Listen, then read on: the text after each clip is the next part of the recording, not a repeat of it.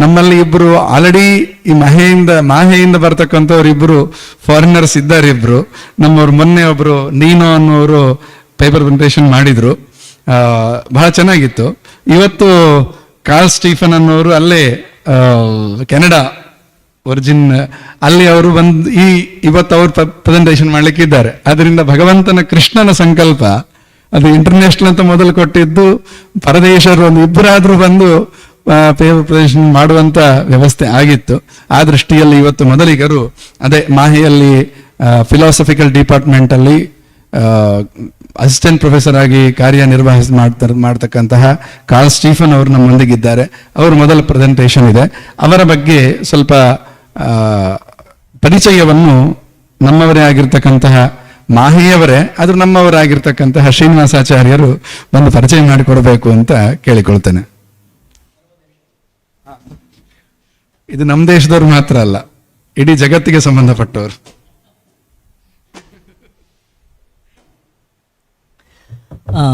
Namaste. Good afternoon.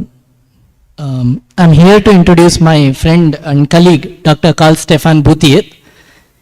He is Canadian by nationality, French by culture. So he's a French Canadian. He in Manipal, in the Faculty of Liberal Arts, we have a Department of Philosophy, which I'm heading right now, and he works with me in the same department. He heads a Center for Therapeutic Philosophy in Manipal. So he's the head of the Center for Therapeutic Philosophy at Manipal. He conducts his research. He specializes in Buddhism, Jainism, and also Dvaita Vedanta. He has studied, his PhD was done under Dr. Robert Zaidan Bose, who used to claim himself as he was the disciple of Dhananjay Govindacharya.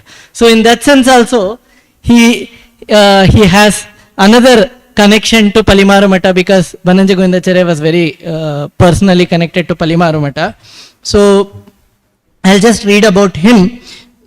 Dr. Carl Stefan Boutiet obtained his PhD in 2018 Indian philosophies from the Institute of Indology and Tibetology of the Ludwig Maximilians Universität in Munich, Germany. He is now assistant professor at the Department of Philosophy at Mahe. He published extensively on the early developments of Sanskrit philosophical doxography, and now researches on the phenomena of list making and taxonomy within the spiritual exercises of South Asian Gnostic yogas. In general, he is exploring the ancient South Asian intellectual dimensions of spiritual life, especially in the scholastic and ascetic aspects of their expression.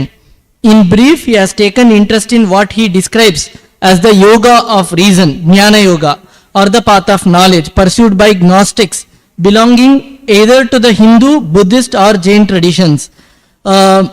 So I welcome Dr. Carl Stefan Boutiet to the stage.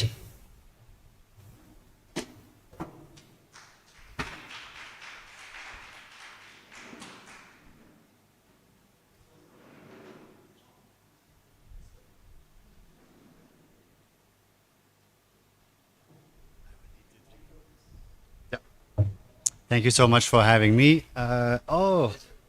Okay, I think I need laser, but I will be annoying you with the changing of slides. I tend to make dynamic PowerPoints, but I don't subject anybody to the button normally, so my apologies, but thank you for helping out. I will try to keep time. I hope something between 20 and 25 minutes, but I will put a meter so that I can see if I'm taking too long. Pretty much what I am presenting, but first thank you again for having me with you. It's a pleasure. I've been here at Manipal for about a bit more than 2 years, I think now, and I've come around several times, but it's the first time that I can actually present something to you and meet you in person. So I'm happy to be able to do this. And in January, if you are willing to attend our conference on therapeutic philosophy at Manipal, then feel welcome to register and join us. I think it's going to be a rich event too. So what I'll be presenting today, if you don't mind changing the slide for the next one, is based on two publications that that are about to come out. One is a monograph. Is it me or I'm hearing myself? Okay, the one is a monograph coming out at Springer. Metaphysics as Therapy. I've been working on this for 6 years and it's about to be published. And so, yeah, it is largely on what I call Gnostic Yoga. And that Gnostic Yoga is what I will be explaining today, where I'm taking this term, what it means. I think you all know about it, but I will use it in a slightly different manner.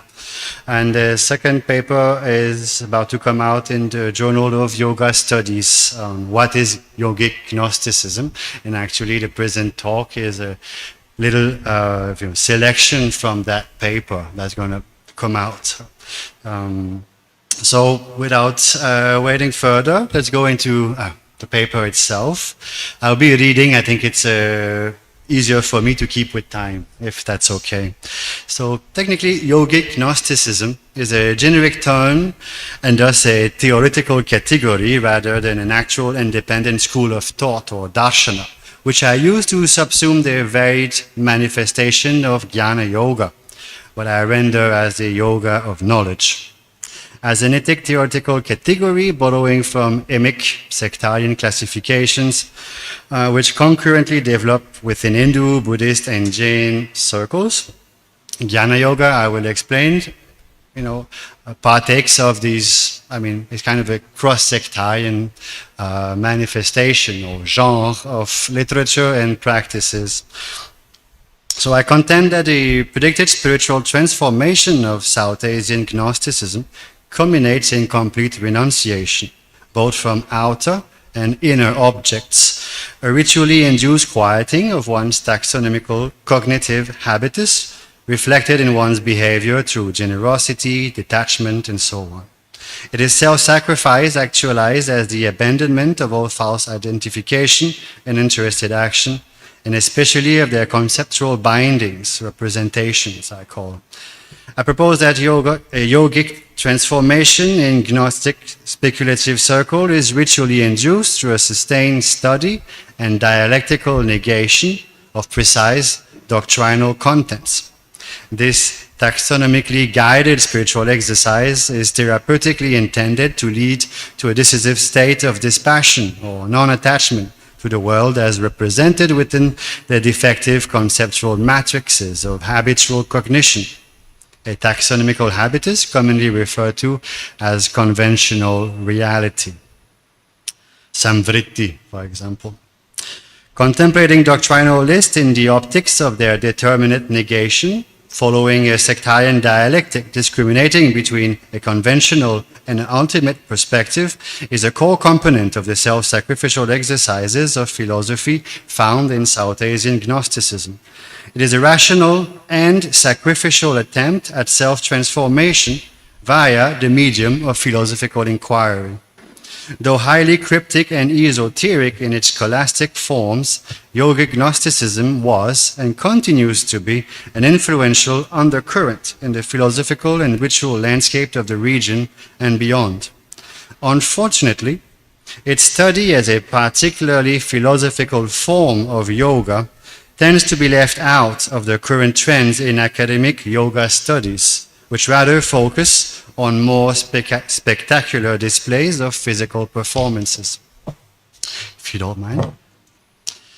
So though the origins of yogic Gnosticism may forever be lost to history, there are episodical moments attested in literature when this form of knowledge-seeking speculation strengthens and comes to the fore. Traces of the trend can already be found in the ancient ritual literature of the Hindus known as the Brahmanas.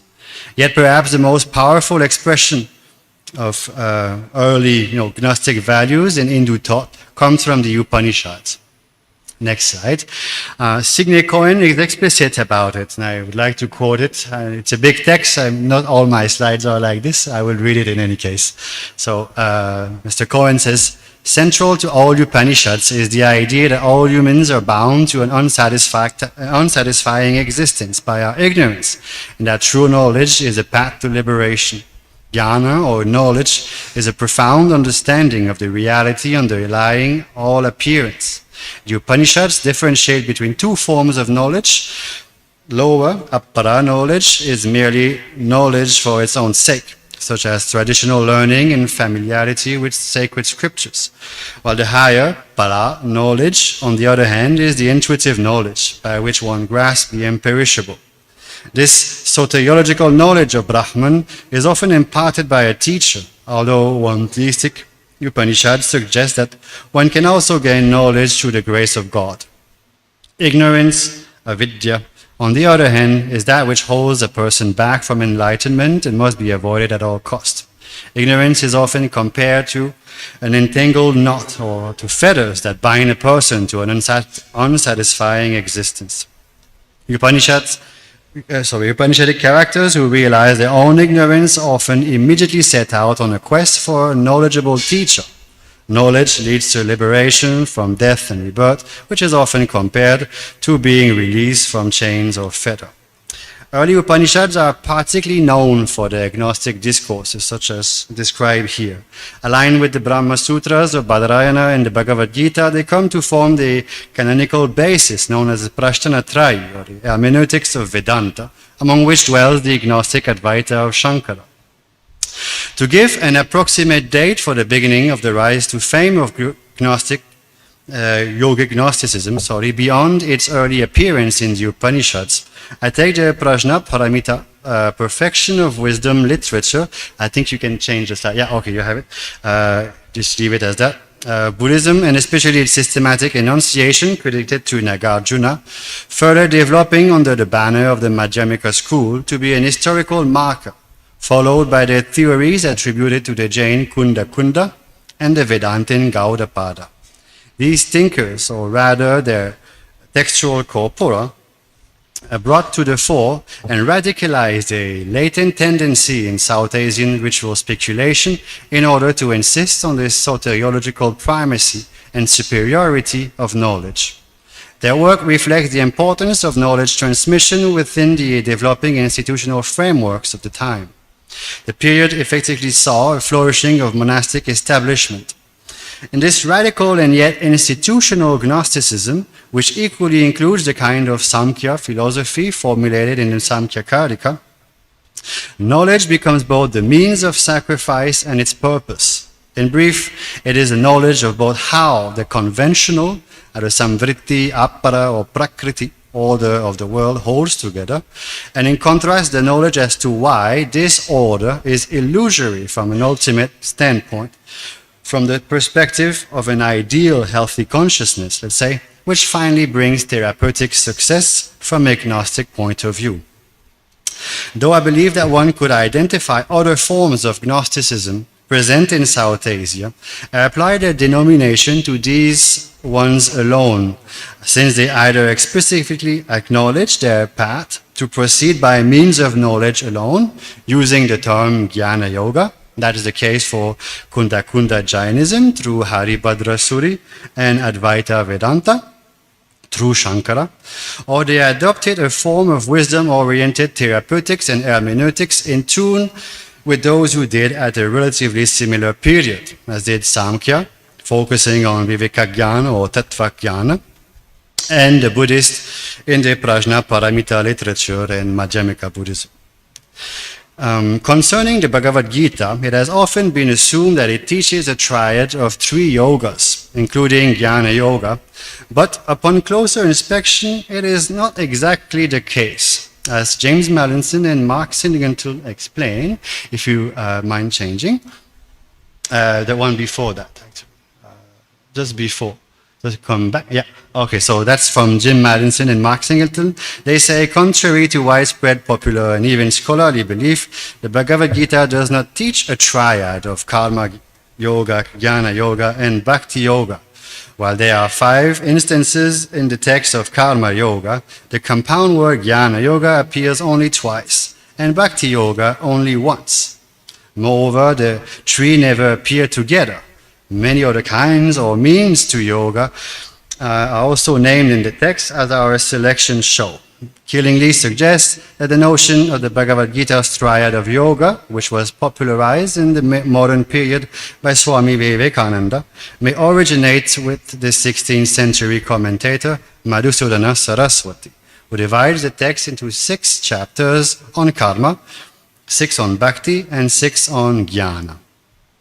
While scholars like James Mallinson and Mark Singleton argue that the triad of yoga appears to be a late construct, and this remains debatable, especially since we know that the triad already appears in the 6th century or 6th to 9th century Bhagavata Purana, Jnana Yoga is nonetheless a term found in the Gita.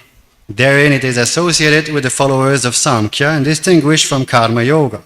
Though, later on in the Bhagavad Gita, the 2, Samkhya and Karma Yoga, are said to be leading to the same goal, and thus to be one, separated only by the fools.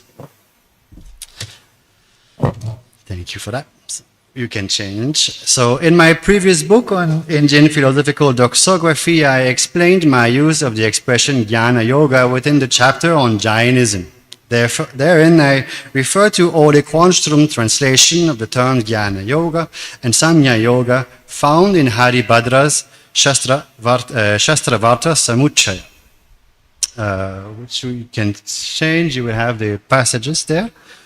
Okay, so this text, dates about from the 8th century CE. All right, so a bit before Shankara himself. So in brief, I posit that Haribhadra's understanding of Jnana Yoga as a form of intellectual asceticism necessary to free oneself from the bondage of samsara was a conception of spiritual practice similarly shared by the Madhyamika philosopher Bhaviveka and the Vedantin Shankara. Otherwise, the expression Jnana Yoga is most notoriously known from Shankara's work, particularly used within his commentary on the Bhagavad Gita. It is thus possible to posit that the explicit use of the term Jnana Yoga to amicably qualify one's forms of practice as the cultivation of gnosis had currency already around the turn of the 8th century CE, even though the term occurs earlier in the Bhagavad Gita, where it does not explicitly designate a specific type of yoga, but rather knowledge as a means, yoga or yogena, to knowledge, where yogena is an idiomatic expression of instrumentality, in contrast to a ritual performance. That being said, the Bhagavad Gita associates a kind of Samkhya, arguably different from that found in the Samkhya Karika, with that Gnostic method. This Samkhya is understood as conveying a knowledge involving the removal of one's attention from the non-self. We can change. At least this is how Shankara grossed Samkhyanam in Bhagavad Gita 3.3. Tena Samkhyanam Atman Atma Vishaya Viveka Jnanavatam. Similarly, according to Ramanuja on Bhagavad Gita 16.1, Jnana Yoga Vyavashtiti Prakriti Viyukta Atma Svarupa Viveka Nishta. Steadfast, here translated as steadfast adherence to the discrimination between the pure self and the realm of non-self is the quality named stabilization in Jnana Yoga. So the contemplative apophatic practice of discriminating the self from the non-self is essentially what I argue that yogic Gnosticism in general is all about. It is found articulated in the Upanishads already, as in the Brihadaranyaka Upanishad, one of the oldest Upanishad, where it is particularly evident in the passage applying the determinate negation neti neti, by neither this nor that, ultimately suggesting that there is nothing else beyond the not, right? Brihadaranyaka 2.3.6. Na iti anyat paramasti. The determinate negation of precise lists of doctrinal contents in order to isolate truth is, I argue, the Gnostic means of knowledge per excellence, something which I suggest developed out of ancient sacrificial practices. It is this sense, this method, this yoga, that is Jnana Yoga. And a spiritual exercise, it can be found beyond the Upanishad and the Bhagavad Gita, in Samkhya philosophy and Dvaita, but also beyond Brahmanical world, particularly explicit in the Prajnaparamita literature, in Madhyamika Buddhism, and in the Kunda tradition of Jainism. There have, however, been various ways of interpreting the meaning of Samkhya in the Bhagavad Gita, many suggesting that it boils down to the knowledge of the pure self. But this does not contradict my understanding of the generic apophatic methodology of Samkhya, which is attested in the Samkhya Karika. In fact, it only specifies the goal or target of the Samkhya knowledge and path. It is noteworthy that even for the dualist commentator Madhvacharya, though he rejects the association of the system of Kapila and Patanjali with the Sankhya and Yoga mentioned in the Bhagavad Gita, for reasons similar to those of Shankara, he understands the reference to Sankhya in the Gita as a kind of knowledge that more or less matches with what we know of the Sankhya system, and the term Yoga as the actual means to achieving precisely that knowledge. Perhaps here. So Bhavani explains Madhava's reasoning as follows. He says, if Sankhya is true knowledge of the para and apara tattvas comprising the supreme reality, the jivas and prakriti and its modification, yoga is the means of acquiring this true knowledge. Indeed, in his commentary on Bhagavad Gita 3.3, Madhava explicitly describes yoga as an upaya, yoginam upayinam, that is a mean or sadhana of knowledge.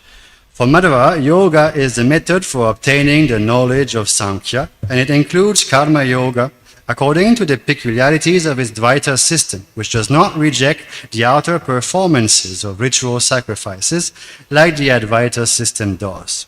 For us here, what matters is to acknowledge that for Madhva there is an actual method or yoga of knowledge, Jnana Yoga. It is a distinct way of going about attaining liberation. In fact, this is made even more explicit in his Tatparya Nirnaya. Do we have it? Next one, okay.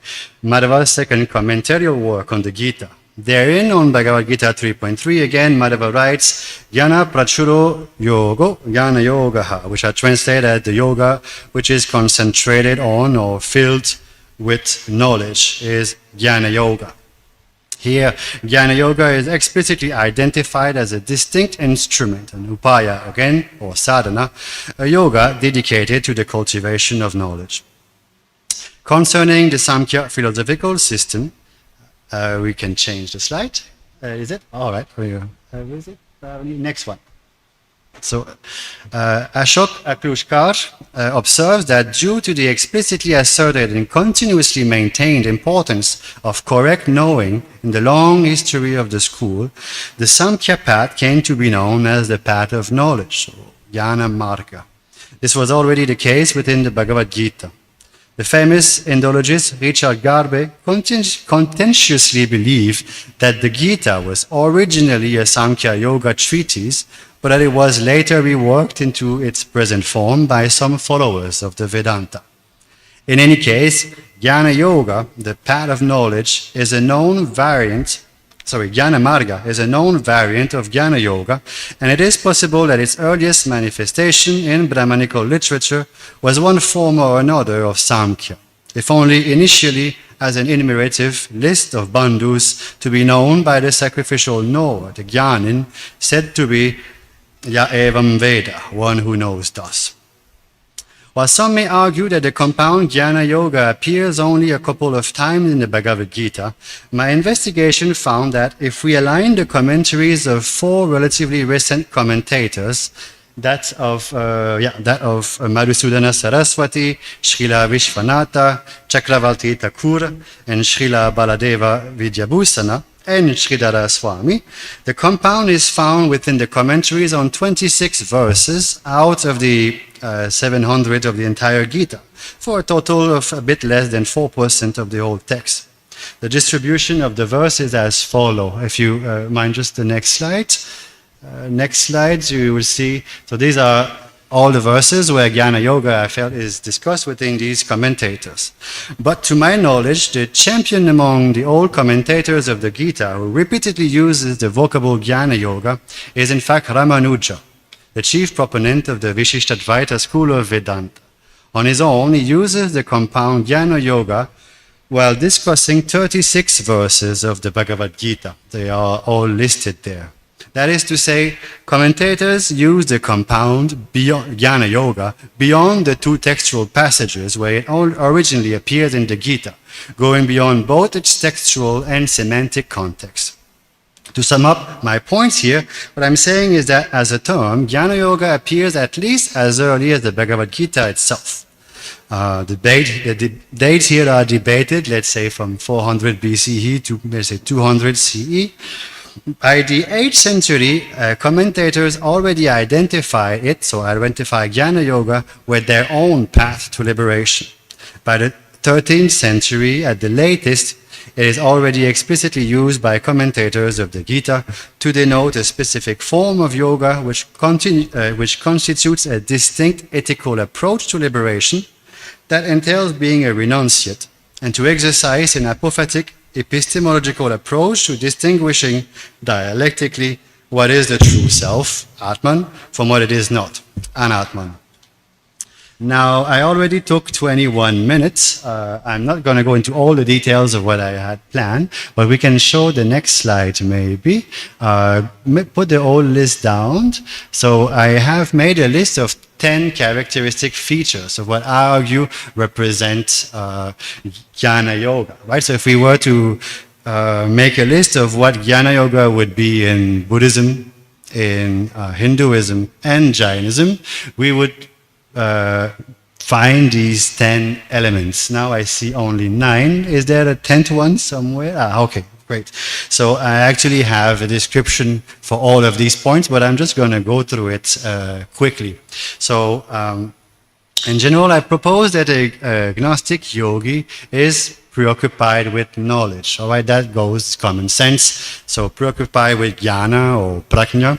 Actually, the term Gnostic itself, from the Greek gnostikos, is derived from the Indo-European root gna. So the same root, same word, jnana, gnosis. That's why I also use this term.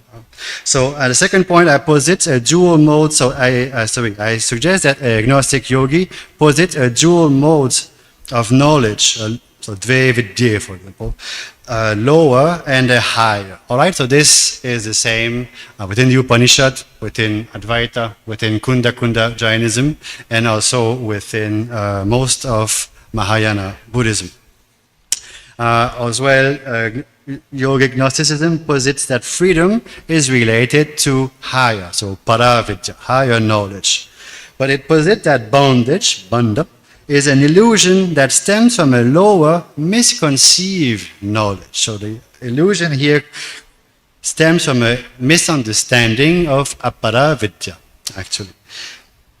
Every Gnostic, be they Hindu, Jain, or Buddhist, posits a correct or samyak form of lower knowledge found in scripture. So samyak darshana, samyak gyan, and so forth. They also posit that higher knowledge stems from a determinate negation of this correct form of lower knowledge. And that's quite important because the practice itself of Gnosticism, if you want, as a form of yoga, is the negation of what is not the self. So they all have their own way to apply negation to their own scriptures. So the Buddhists will apply negation within the Abhidhamma framework. The Samkhya would apply negation to Prakriti. The Advaitin will apply negation within, if you want, the Vedic framework that they adopt for their own. And the Jains apply their own set of negation to their own agamas. Right, their own categories. And that's quite crucial because this is actually what distinguishes Jnana Yoga from other forms of yoga, if you want. So Gnosticism embeds the transmission and assimilation of knowledge in a threefold schemes of cumulative wisdom amounting to hearing the scriptures, reflecting on their meaning, and contemplating the insight gained from their determinate negation. Now, this is recurrent throughout, again, Buddhism, Jainism, and Dvaita. It is already mentioned Brihadaranyaka Upanishad, in which Shankara commentated.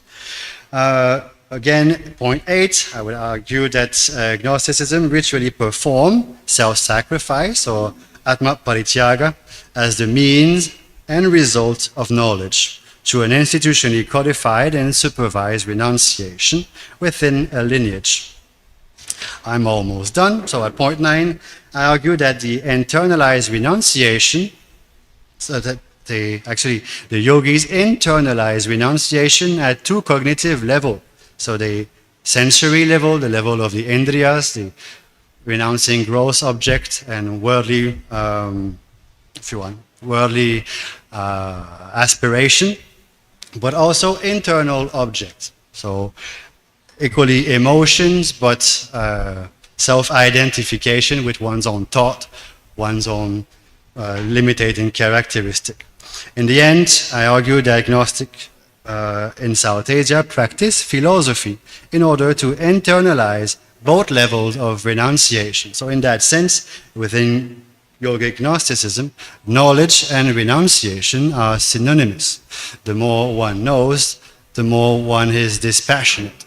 The more one is dispassionate, the more one knows. Now this is a very, very limited framework I just presented, and just a list of 10 features.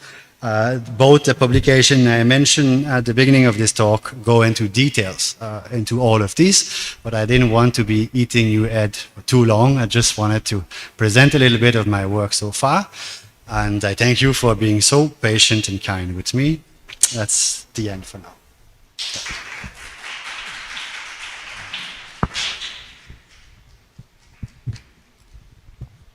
Thank you, Dr. Karl, for this wonderful lecture.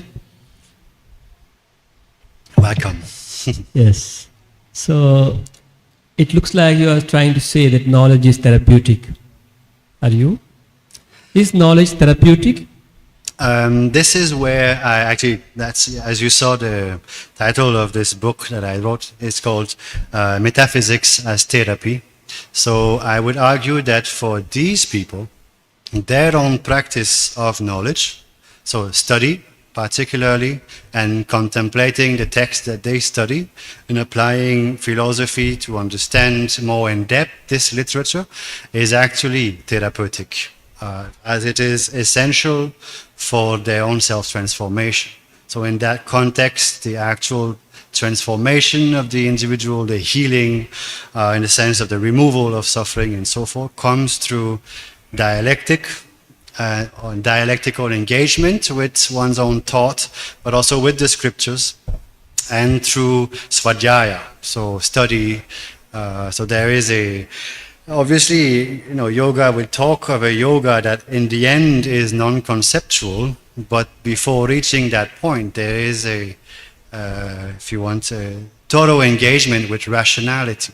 And I think actually this is what is missing in a lot of yoga studies these days, where there is a lot of emphasis given to a kind of yoga that I would call anti-intellectual or strictly emotional, looking for physical well-being or emotional well-being, where we forget that yoga also includes a thorough intellectual training that is, at least in the eyes of those Gnostic I mentioned, is the actual yoga.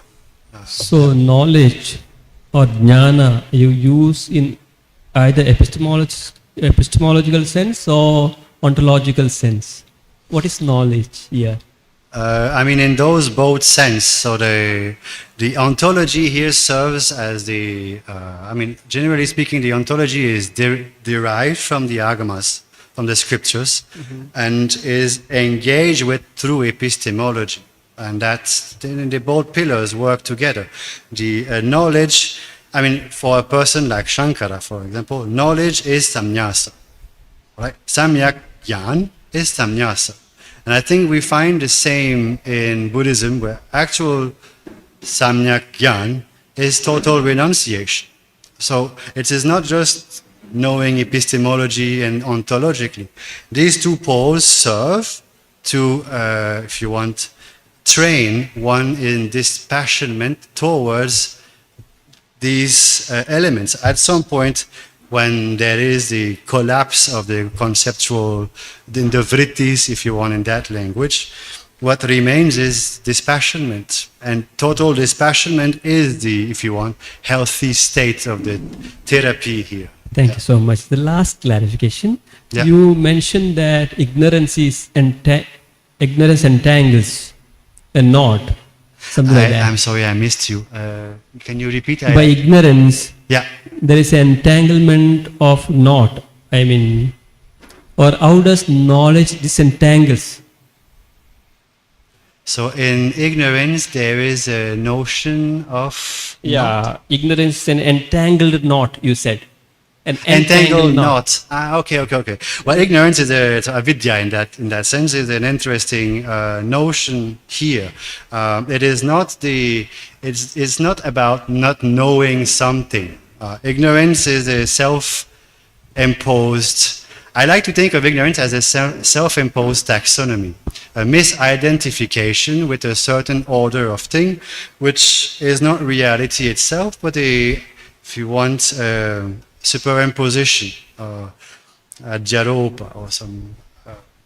So when this superimposition happen, I mean it happen naturally because we are born to function within a given system, a given society, a given family. We are given certain forms to adopt, to identify ourselves, and at some point we take all of these forms to be the world as it is and not the consciousness, if you want. So that would be what I call the self-imposed ignorance, self-imposed taxonomy. Me being Canadian, my believing in me being Canadian is a self-imposed taxonomy. If I think that I am only this, Canadian, and I cry when somebody burns the Canadian flag, I am inflicting ignorance to myself and suffering from this, if you want, in that metaphor. Yeah. So, when you are mentioning the Jnana Yoga, in the non-Buddhist view, are you considering only the concept of knowledge, or are you including it with the bhakti also? I actually don't include bhakti. I think that Gnosticism, historically, because I'm an historian of thought, I guess, somewhere, historically, this bhakti concern was not that prominent. So in that sense, my work is not preoccupied with bhakti, although I know that it comes together in some of the literature. But actually, I could even say that I have authors, like say Bhaviveka, the Buddhist authors, who would have quite strong words on, against the idea of bhakti, because it implies a form of identification, and hence something that would be a challenge to pure consciousness. Yeah, but when you are talking about Madhusudana Saraswati, or in the Madhvacharya also, he included the Jnana Yoga, the Bhakti Yoga, as a component of Jnana Yoga.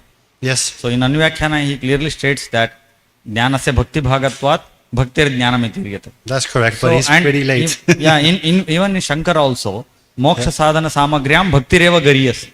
Yes. So from the Shankara also, if you consider Bhakti Yoga is the component of Jnana Yoga.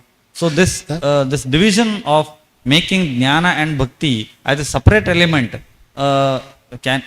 do you go with the flow of Western academia? If one wants to argue that Bhakti Yoga and Jnana Yoga are one, I guess that goes with what the what Vedanta teaches in general, right? So if there's only Brahman, there cannot be a distinction between Jnana and Bhakti, because there's only Brahman. In the end, there's nothing else. There's no Bhakti and there's no Jnana. There's only Brahman.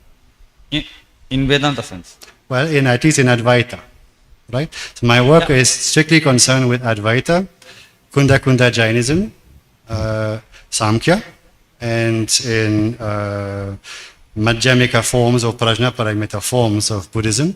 So in that context, we say that bhakti is not very prominent. But if you ask me personally, I gave you a personal answer. But within what I have seen, that's why I don't talk about it so much as, in the instances where I come across the Bhagavad Gita and so forth, that could be a word. But there is more emphasis on karma yoga. There is a strong, particularly in Bhaviveka and in Shankara and so forth, there are much more written on karma yoga and why it can be a support, but it is a preliminary stage. I tend to see it as a development from sacrificial consideration to self-sacrificial consideration. So in my view, historically, we are moving from the practice of sacrifice to self-sacrifice, but we are always within the sphere of sacrifice, and that is within Buddhism, Jainism, and Hinduism. So sacrifice remain. So the Karma Kanda or Jnana Kanda is sacrifice. One is sacrifice, yajna, and the other is self-sacrifice. So do you list it with chronological series? Somehow, in the presentation, I go a bit with chronology. So bhakti comes in the last stage? Chronologically, bhakti is a late development in India. Yeah.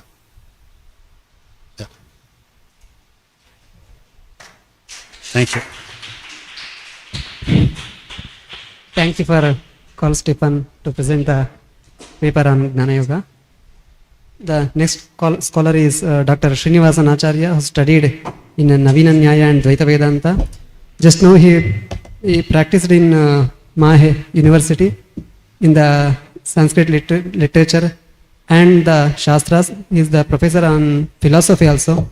He teaches to the background who added the Western knowledge, Western philosophy, Western language like that. So welcome to the Srinivasan Acharya to present their paper on the subject as. Thank you. Okay ಎಷ್ಟೊತ್ತಿದೆ? 10 ನಿಮಿಷದಲ್ಲಿ ಮುಗಿಸ್ಲಾ?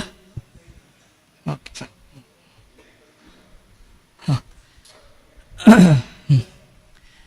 ಶ್ರೀ ಗುರುಭ್ಯೋ ನಮಃ. ಹರಿ ಓಂ. ನಾರಾಯಣಂ ಪ್ರಿಯತಮಂ ಮಮ ಸನ್ನಮಾಮಿ ವಾಗ್ದೇವತಾ ಮೇನೇನ ಪ್ರಸನ್ನ ಭೂಯಾ ತತ್ವ ವಿನಿರ್ಣಯಾಯ ಭಗವಾನ್ ಆನಂದ ತೀರ್ಥೋ ಮಣಿಃ ವಿಶ್ವೇಶ ತೀರ್ಥಾಯ ನಮೋ ನಮಸ್ತೆ. So, I'm Srinivasan Acharya, Srini. I studied in Purna Prajna Vidyapita in Bengaluru.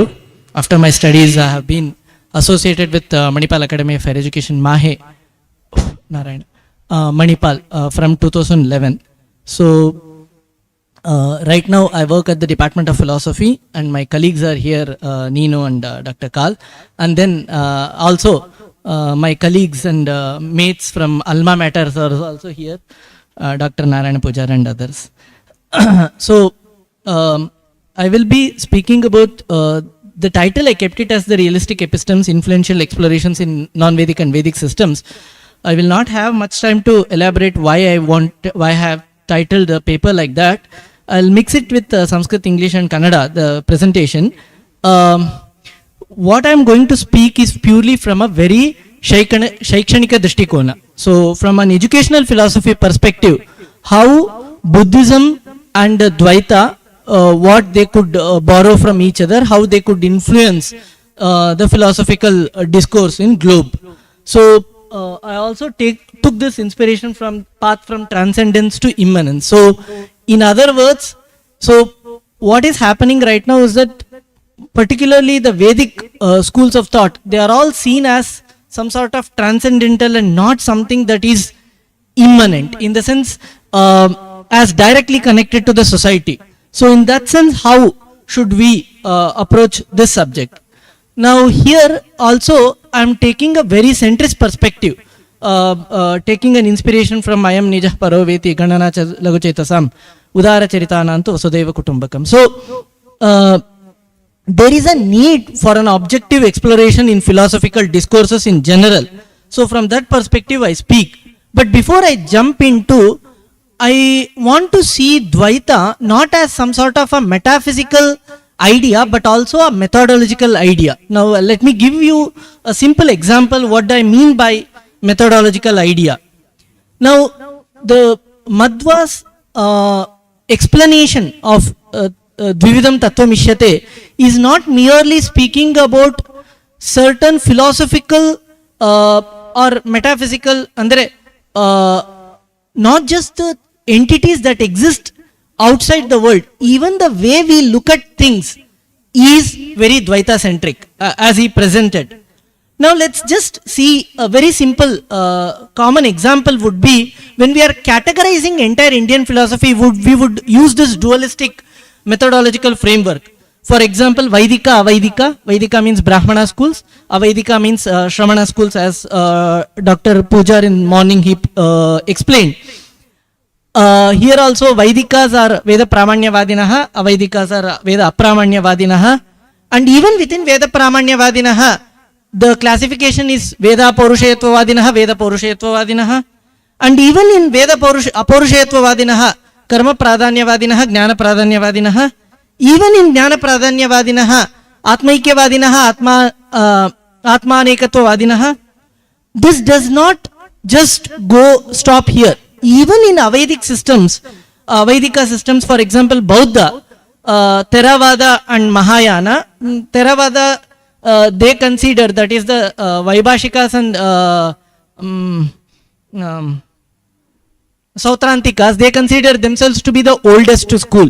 But whereas in the Vedic system, Mahayana is considered to be the oldest school, whereas in the Buddhist doctrine, Sautrantikas and Vaibhashikas, they consider themselves to be the oldest school. Again, there is Theravada or Hinayana. They don't like themselves to be called as Hinayana, so they call it as Theravada. So Theravada and Mahayana. Even in Theravada, Sautrantika and Vaibhashika, and they are spread across from South Asia, that is Sri Lanka, to Philippines. So the entire Southeast Asian belt, they have influenced culturally, philosophically, religiously, and so on. At one point of time, even politically. Mahayana is again split into, you can see from a dualistic framework, that is Madhyamika and Yogachara. And that is, at one point of time, historically it was present in West Asia, but due to invasions, now it's only predominantly, the influence is seen in East Asia. And then Vajrayana, as one of the, Dr. Patty pointed out in the morning, it's part of Tibetology. Vajrayana is part of Tibetology and Mahayana itself. And even in their Pramana classification system, Pratyaksha and Anumana. So you can see this entire dualism, the Dvaita system, is not only, it is actually some sort of educative categorization, so that the people can easily understand how they should further conduct their research. And even the West is no exception, Oriental and Occidental. And even in Occidental, that is Western, classical and contemporary, even in contemporary continental school and analytic school that emphasizes on logic and analytic, continental that emphasizes on experience, and analytic that emphasizes on logic. Now, so we have to also look into these systems, how they could also fall into the categories of educating philosophical doctrines. So that is also one area of exploration. Now, what is philosophy? My next question, it's 3 o'clock, I'll try to wind up quickly. What is philosophy? Now, the question, when we ask what is philosophy, we can either say it as darshana, or actually literally, appropriately, Tattvajnana. The questioning attitude, the question mark itself, what is philosophy? The question mark itself is philosophy. In philosophy, there is no answer. This is the majoritarian belief in philosophical systems, that there is no answer. You ask one question and you get 10 answers. And you, exactly, jignasa, anvikshiki, mimamsa, all these things. Now, next question is, what is Indian philosophy and what is India? So this is a very profound question to answer, what is India, but let's just say historically, not from 1947, but historically, that is the Indian civilizational connect that was spread across from the West Asia to the Southeast Asian corner. So in this, when we say Indian philosophy, and particularly Dvaita and Buddhism being part of the Indian philosophical doctrines, one of Vaidika category and one of Avaidika category, one question A.K. Ramanujan, though certain scholars might find him controversial, but one question he asked is a different question. I have extrapolated his question in this manner. Is there an Indian philosophy? Bharatiya darshana anta ondu ideye? This question can be classified into 4 aspects. Ideye, is there? Undu, an Indian philosophy, Bharatiya darshana. Now this question actually makes us to think whether we are studying Dvaita or Buddhism or any other Indian philosophical schools of thought, when we have to think from transcendent to immanence. Is when we want to approach Indian philosophy now, what is happening? I have to either go to Gurukula or I have to go to traditional world to understand Indian philosophy. That means the contemporary world is totally disconnected from Indian philosophy. So Indian philosophy is not a living philosophy, it is a philosophy of past. So it is not there. Bharatiya darshana anta illa, adu prachinara drishtikona. That has become one of the main contents and concerns of Indian philosophy. Now when we say there an Indian philosophy, and is there only one Indian philosophy? Onde ondu drishtikona. Actually, if you see, Acharya Madhva puts it in a very nuanced manner in Anuvyakhyana, the one that most of us know very well, Bhinnascha Bhinnadharamascha Padartha Nikilapi or Bahachitra Jagat. So he advocates pluralistic thought, pluralistic worldview. Also he has told Vartante Samaya Sada. So all philosophical ideas exist at all points of time. So across space-time dimension they exist.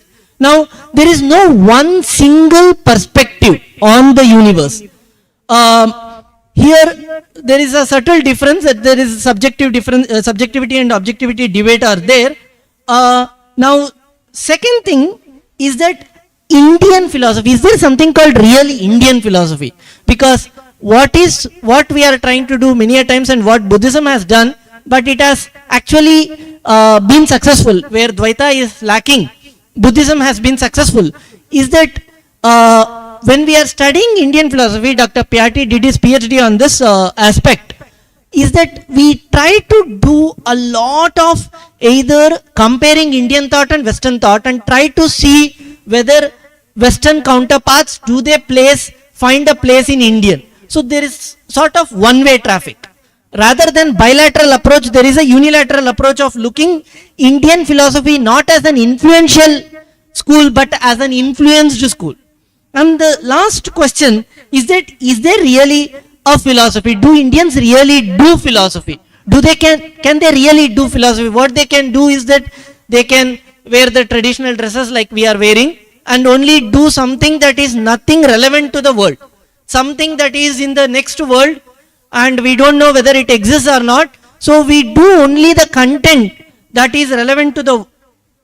Now whenever we are saying Orientology or Indology, whether we have issues with those terms or we want to call it Bharatiya Jnana Vyavastha or Indian knowledge system, there is always this, again there also the dualistic system framework exists to study them. One is the self and the one is other, insider and outsider. And that insider perspective and outsider perspective also is, it travels from classical perspective and contemporary perspective. Even in classical, there is orthodox who's very muddy, sampradaya nishta, and then traditional, little bit conventional, are open to certain amount of changes, prasangika parinama and vyatyasa. And then contemporary, there are again modern concerns and postmodern concerns.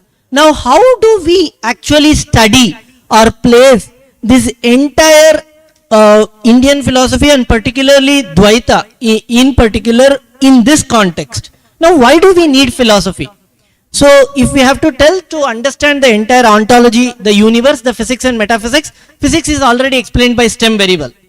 Now then if we say metaphysics, is metaphysics really closer to us?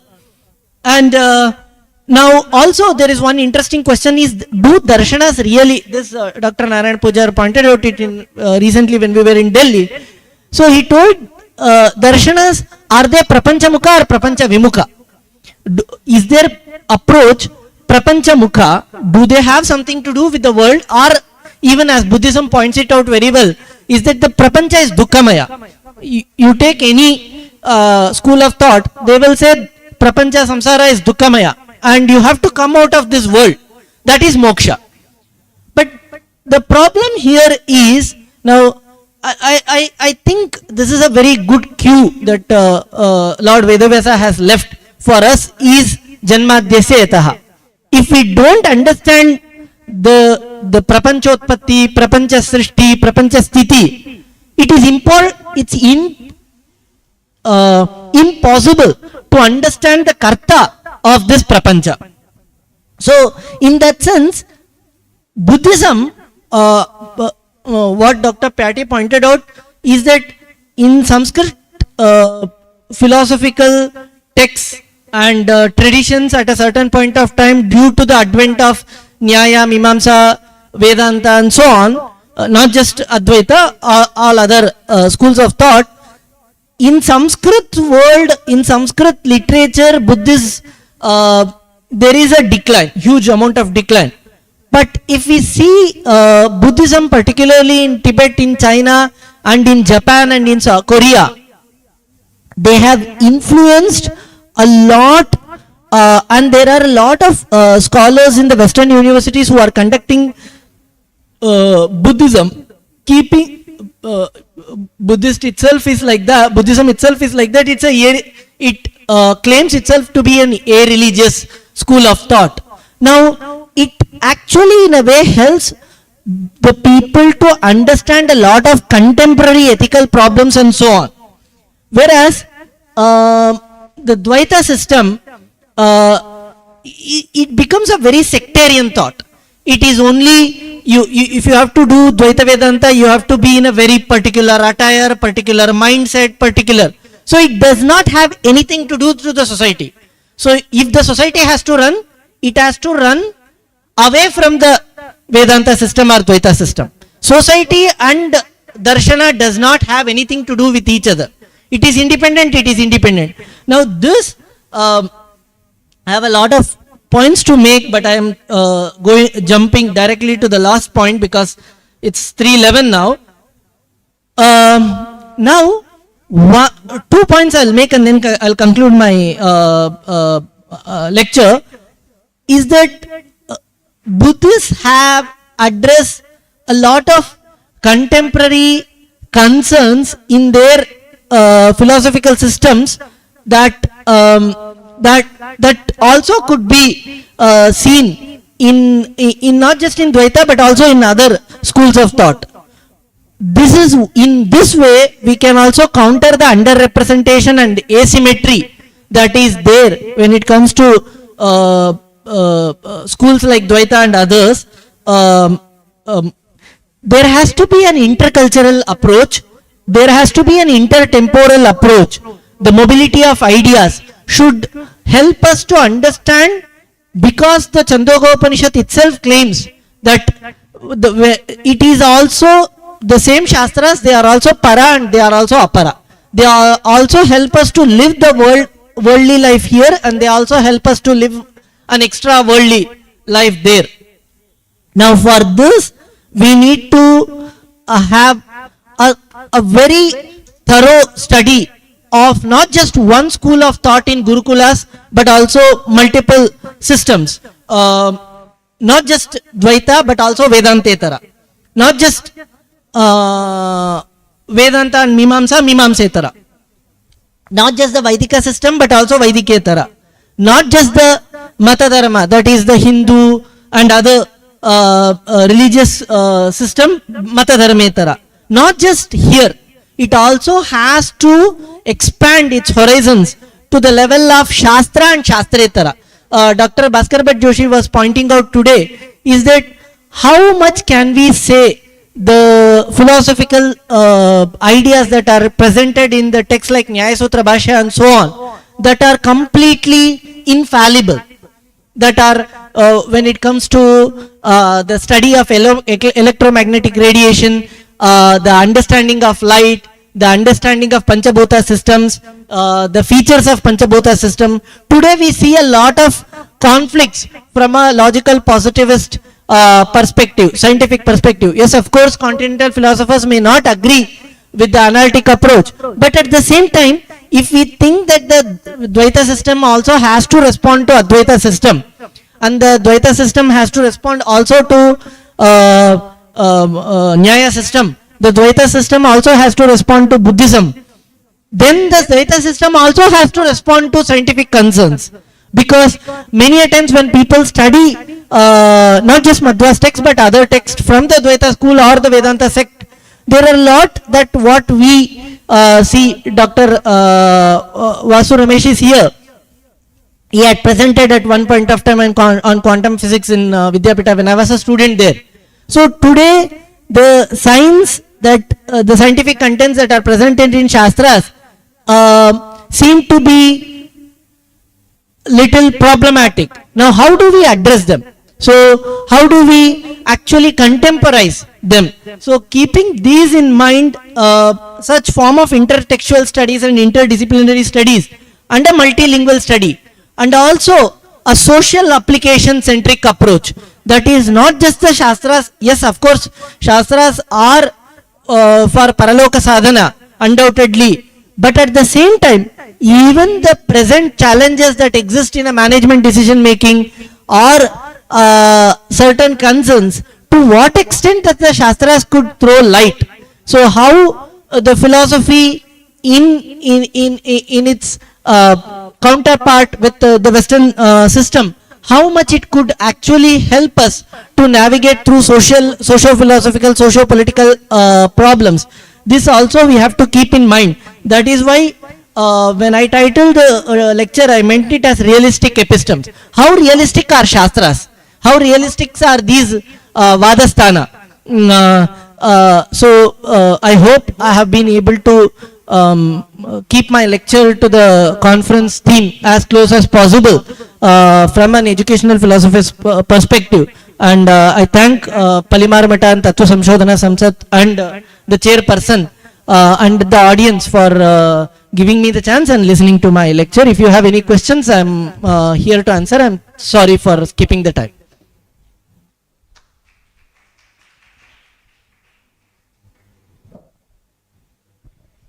I have many thoughts, but I will restrict myself to two thoughts. The first thought is that the basic notion of dividing into two categories. The basic notion of dividing into two categories is what problematic seems to me, because the Swatantra Aswatantra division is done because it's the only possible way to divide the world. There is no other possibility. Only Swatantra, Aswatantra only can you divide. There is no Swatantra and Madhya Swatantra and Aswatantra. That's why he divided into two ontological way. But if you observe the later on divisions, you will find many kind of classification in the treatise itself. So on this basic this notion, how you can go on and say that this should be the notion to divide anything in the world? Okay, that's one question. Rather than you can take the another approach of Bauchitra Jagat Bahudakaranath, where you can have the classification on the basis of the divisions as many as possible. In the sense that postmodernism, early postmodernism, and many kind of, you can divide that. On that I want your comment. Another one is, and the philosophy. The doing philosophy in the Western sense is nothing to do with ritualistic approach of the person's clarity in achara. So if Wittgenstein is doing philosophy, there is no obligation for him to, sit in one room and do puja and all, or even for the Russell and all those people. But Indian sense, if you are doing philosophy, the darshana itself holds you to practice these kind of things to get the fruit of that philosophy. So the goal of the philosophy is different because of that. this division can be applied and justified. That's why it doesn't mean that social political response is not for the philosophy. It also managing the socio political or socio-economical, whatever we can say. Everything is contributes. Philosophy in India is actually contributing to all aspects of this, arena, where we can consider that it's of course a realistic philosophy itself. On the sense of science and all, there are problems with the Western and Indian philosophy. Sorry. So what I meant, I also missed one point that I wanted to, when we want to study Western philosophy, there are a lot of primers, and the primers are at different level. And these are all exemplary primers, in the sense there is a lot of multiple examples. For example, if I am looking at classical philosophical texts in West, ನನಗೇನಾದ್ರೂ ಈಗ ಪ್ರಾಚೀನ ಕಾಲದ ದರ್ಶನಗಳನ್ನು ಅಧ್ಯಯನ ಮಾಡಬೇಕು ಅಂತಾದರೆ, ಪ್ರಾಚೀನ ಕಾಲದ ದರ್ಶನಗಳ ಅಂದರೆ ಅದಕ್ಕೆ ತಕ್ಕ ಹಾಗೆ ಪ್ಲೇಟೋ ಇತ್ಯಾದಿಗಳು ಏನೊಂದು ಪ್ರಾಪಂಚಿಕ ಪರಿಕಲ್ಪನೆಯನ್ನ ಭಗವದ್ ನಿರ್ಮಿತತ್ವಾದಿ ಪರಿಕಲ್ಪನೆಗಳನ್ನು ಕೊಟ್ಟಿದ್ದಾರೆ ಅಂತ ಸೋದಾಹರಣೆಗಳಿಂದ ಕೂಡಿದಂತಹ ಗ್ರಂಥಗಳು ಸಿಗ್ತದೆ. ಆ ಭಾಗವನ್ನ ವರ್ಗಾತೀತಗೊಳಿಸಿ ಅಂತ ಒಂದು ಸೆಕ್ಯುಲರ್ ಅಪ್ರೋಚ್ ಇಂದ, ಅಂದ್ರೆ ಇವತ್ತಿನ ಪ್ರಪಂಚಕ್ಕೆ ಮಾತ್ರ ಸಂಬಂಧಪಡೋ ಹಾಗೆ ಒಂದು ಪರಿಕಲ್ಪನೆ ಕೊಡುವಂತ ಒಂದು ಗ್ರಂಥಗಳು ಸಿಗ್ತವೆ. Then what happens is that only not just the philosopher becomes an audience for philosophy, even a non-philosopher becomes an audience for philosophy. Now what is happening here, because of the integral component of the Shastras, that is the Achara Prakarana, the one, unless they know, without jnana there is no karma, and if they have to get into karma, they need jnana first. Now what is happening, that the jnana is coming in a compartment, and the people who may be at a certain point of time that they would like to, if you want to consider them as sadhakas, and then you want to give them a scope, because of the compartment that they are not able to get into that. Now in that sense, it is, if we would like to attract, for example, if I have to speak from another educationist perspective, like a private university, I work in a private university, attracting students are a challenge. Even for a government university, attracting students are challenge. Even for Gurukulas, attracting students are challenge, because they see that this philosophy has no social relevance. It has no daily life relevance. And why should I study a text that does not help me to survive in the world, other than in a very sectarian world? Now what my question is it the only concern the Shastras have, that the metaphysical world alone or the metaphysical problems alone are Shastras' concern, or can they also be extrapolated to the social problems? If that is there, then there has to be at different level, Shastras have to be presented for different audiences, so that even a commoner can become a philosopher, and a philosopher can become an astika at a certain point of time. So that kind of steps have to be created, which is missing. In that sense, I would advocate that yes, the classical world and its functions are also equally relevant, and creating a space for the contemporary world for them to get into Shastras is also relevant. In that sense, I advocated the second one. And responding to the first one, what I meant is, it's not we have to see from this dualistic perspective only, but it is easy for the beginners to understand how this whole systematization exists, and how should I place where what. So positionality, in that sense, Madhvacharya has given a framework, as you pointed it out very clearly. The whole universe can only be seen as independent and dependent, as even Kant says, finite beings. So in that sense, it's very clear for us to understand the universe.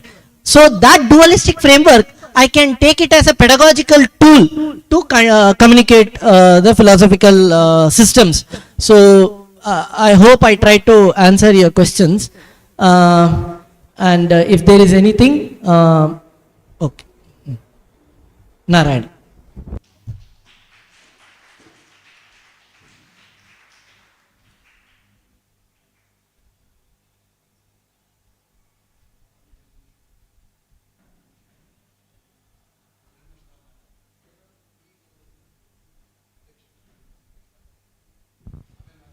श्रीनिवासमहाभागेभ्यः धन्यवादः.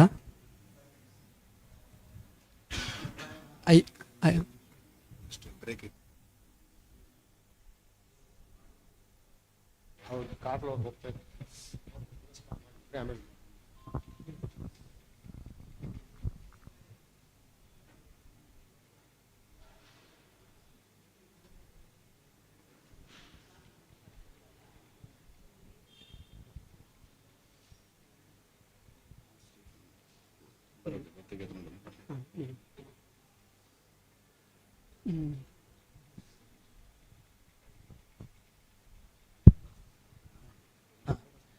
I request Dr. Kal to receive the token of gratitude from Professor Dr. Narayana Pujar at the stage, please.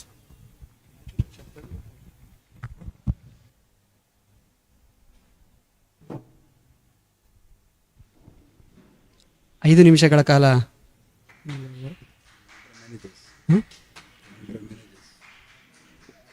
Ultra professor sir please come to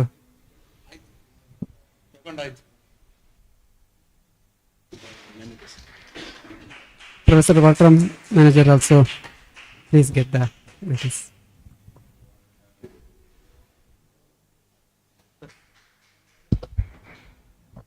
ಇವರು professor Walter Menezes ಅಂತ. ಬೆಳಗ್ಗೆ ಇವರದ್ದು ಪ್ರಬಂಧ ಕೇಳಿದ್ದೇವೆ.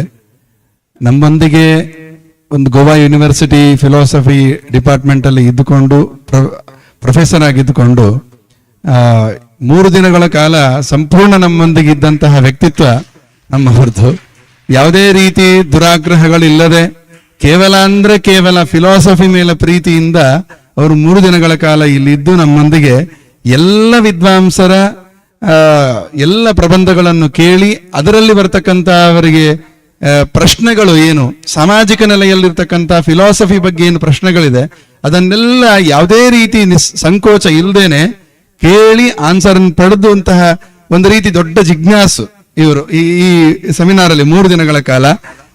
ಒಂದು ಹೆಮ್ಮೆ ಅಂತಂದ್ರೆ ನಮ್ಮ ಮಂಗಳೂರಿನವರು ಅಂತ, ತವಳವರು ಮಂಗಳೂರಿನವರು ಅಂತ ಒಂದು ಹೆಮ್ಮೆ ಇದೆ. ಗೋವಾ ಯೂನಿವರ್ಸಿಟಿಯಲ್ಲಿ ಇದ್ಕೊಂಡು ಫಿಲಾಸಫಿ ಬಗ್ಗೆನೆ ಒಂದು ಸೆಂಟ್ರಲ್ ಗವರ್ಮೆಂಟ್ ಇಂದ ಭಾರಿ ದೊಡ್ಡ ಒಂದು ಪ್ರಾಜೆಕ್ಟ್ಗೆ ಕೈ ಹಾಕಿದ್ದಾರೆ. ದೇವರಲ್ಲಿ ಪ್ರಾರ್ಥನೆ ಮಾಡೋಣ, ಈ ಫಿಲಾಸಫಿ ಬಗ್ಗೆ ಅವರಿಗಿರುವಂತಹ ಅಭಿರುಚಿ ಏನಿದೆ, ಆ ಜಿಜ್ಞಾಸು ತಿಳ್ಕೊಳ್ಬೇಕು ಅಂತ ಇಚ್ಛೆ ಏನಿದೆ ಅದು ಹಾಗೆ ಬೆಳೆದು ಇಡೀ ಇನ್ನೊಮ್ಮೆ ಕೂಡ ನಮ್ಗೆ ಅವರು ಏನ್ ತಿಳ್ಕೊಂಡಿದ್ದಾರೆ ಅದರ ಬಗ್ಗೆ ನಮ್ಗೆ ಗೊತ್ತಿಲ್ಲದೆ ಇರತಕ್ಕಂಥ ವಿಚಾರಗಳು, ಬೇರೆ ವಿಷಯಗಳ ಬಗ್ಗೆ, ಅದೇ ರೀತಿ ಅವ್ರು ಏನು ಇನ್ನೂ ತಿಳ್ಕೊಳ್ಬೇಕು ಅಂತ ಇದ್ದಾರೆ ಅದಕ್ಕೆ ಬೇಕಾದಂತ ಮೆಟೀರಿಯಲ್ ಎಲ್ಲ ಅವರಿಗೆ ಸಿಕ್ಕು ಒಳ್ಳೆ ರೀತಿಯಲ್ಲಿ ಅವರು ಫಿಲಾಸಫಿಯ ಪ್ರಾಜೆಕ್ಟ್ ಚೆನ್ನಾಗಿ ಆಗಲಿ ಅಂತ ಹೇಳಿ ದೇವರಲ್ಲಿ ಪ್ರಾರ್ಥನೆ ಮಾಡ್ತಾ ಅವರಿಗೆ ತುಂಬಾ ಹೃದಯ ಧನ್ಯವಾದಗಳನ್ನು ಹೇಳ್ತೇನೆ. ಮತ್ತೊಂದು ಈಗ ಒಂದು 5 ನಿಮಿಷಗಳ ಕಾಲ ಬ್ರೇಕ್ ಇದೆ. ಸ್ವಾಮಿಗಳು ಬರ್ತಾರೆ, ಬಂದ ನಂತರ ಸಮಾರೋಪ